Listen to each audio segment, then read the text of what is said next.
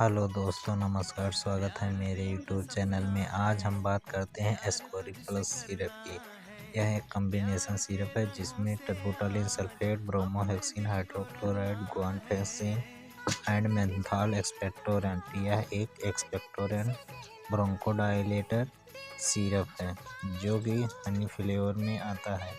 बात करें इसके यूज की तो इसका काम है बलगम को पतला करके बाहर निकालना। यह ग्लेन मार्क फार्मा का बना होता है। वीडियो अच्छी लगी तो लाइक करें।